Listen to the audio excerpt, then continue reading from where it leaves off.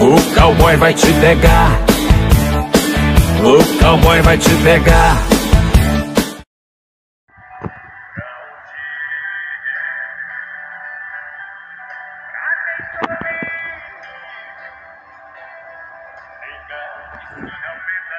Dupla Rio Negro e Solimões, chegamos com a quinta última parte do pequeno resumo da carreira deles. Então, bora lá, né? Ao fundo aí, não podia faltar Rio Negro e Solimões. As violas caipiras que os ídolos carregavam ao longo da sua carreira foram substituídas pelos violinos típicos do country norte-americano, enquanto os arranjos deixaram-as todas intimistas dos seresteiros para se aproximar do pop. Com uma variedade grande de estilos desfilando pelas músicas de cada álbum, certificações por vendas de gravação musical, discos de ouro, platina e diamante acabaram se tornando comuns ao longo dos anos.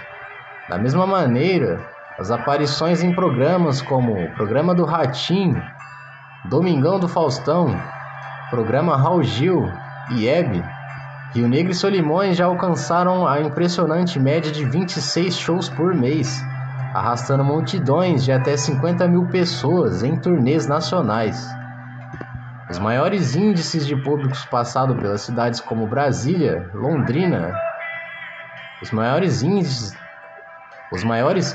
de público passam por cidades como Brasília, Londrina, América, Uberlândia, Franca e Barretos.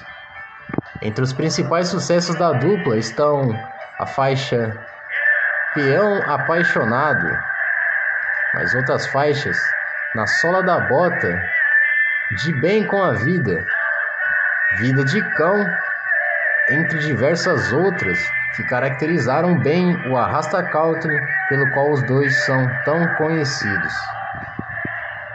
Isso aí, família, comenta aí embaixo qual dessas faixas aí mais marcaram sua infância, juventude. Se inscreva no canal, ativa o sininho e fica ligado por mais vídeos. Deixa seu like e até a próxima. Um grande abraço. Show!